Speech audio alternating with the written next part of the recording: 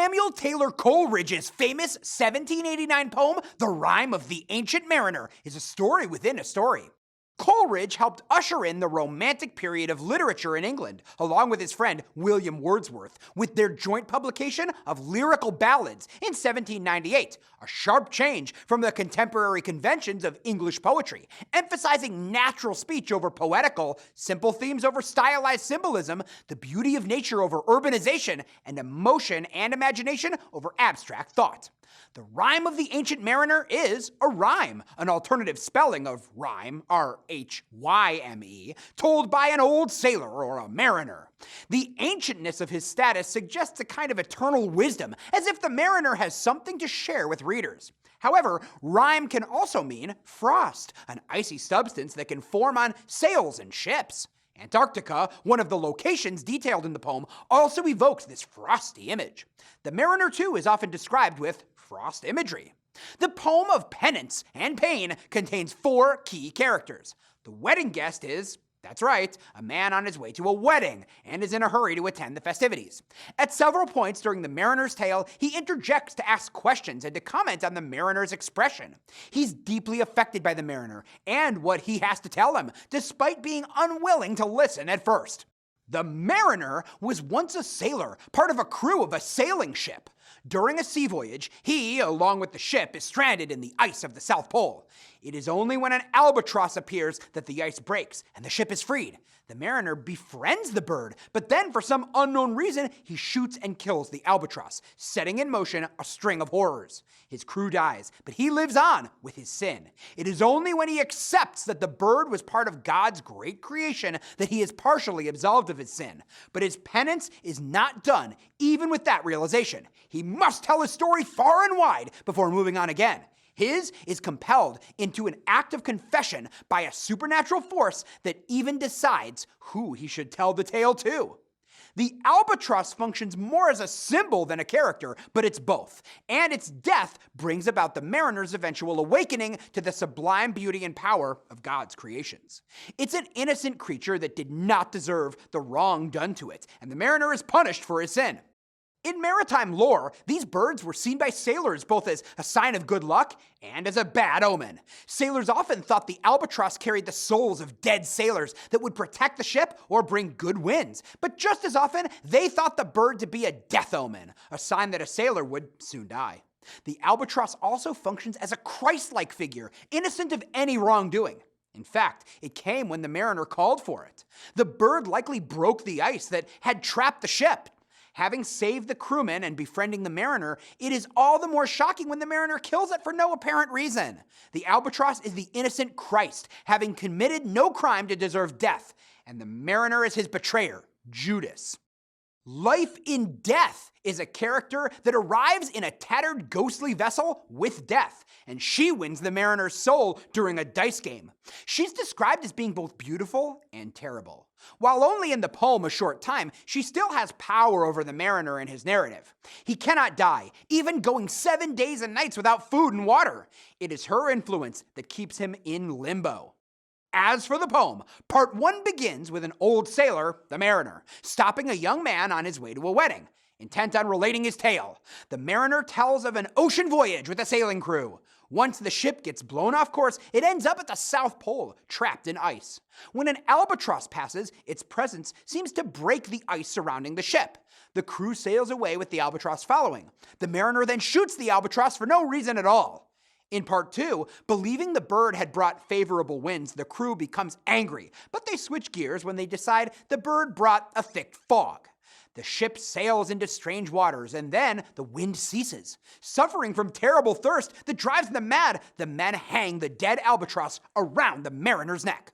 In part 3, the mariner spies a strange ghostly ship piloted by Death and Life in Death. The two figures roll dice to see who will take the mariner's soul, and Life and Death wins the game. Death takes the lives of the crew, leaving the mariner the only live person on the ship. In part 4, the mariner has no food or water, but he still lives. He watches sea serpents swim in the water, blessing their presence, and this highlights the theme of the sublime. It is in that moment of clarity that he both accepts the beauty of nature and God's hand in creating these monsters. He understands his place in the natural and spiritual order, beginning to understand the connections between them. The mariner is suddenly able to pray, and for a time, his curse is broken. When he next feels unable to pray after seeing the dead men once again staring at him, he remembers the sublime beauty of God's hand in nature, and the feeling passes. As long as he remembers to accept the presence of the sublime, the mariner reaffirms his connection to both nature and God. The albatross itself also represents this theme. When the albatross breaks free from the mariner's neck, he's able to pray again. Because the mariner learned to appreciate the sublime, which he didn't with his senseless killing of the bird, the albatross's job is done. In part 5, the mariner sleeps and wakes to find rain that he can drink. As a storm approaches, the ship sails on, seemingly without any wind to propel it. Their bodies taken over by angels, the dead crew members help sail the ship. Suddenly, the ship is tossed about, and the mariner falls into a swoon, where he hears two voices talking about him and the penance he must do. It's worth noting here that sin, punishment, and penance is a key theme in the poem.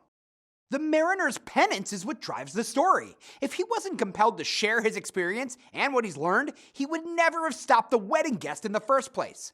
When he shoots the albatross, the mariner sins against both nature and God. He did not appreciate the innocent beauty found in the albatross, so he kills it without even knowing why he did so.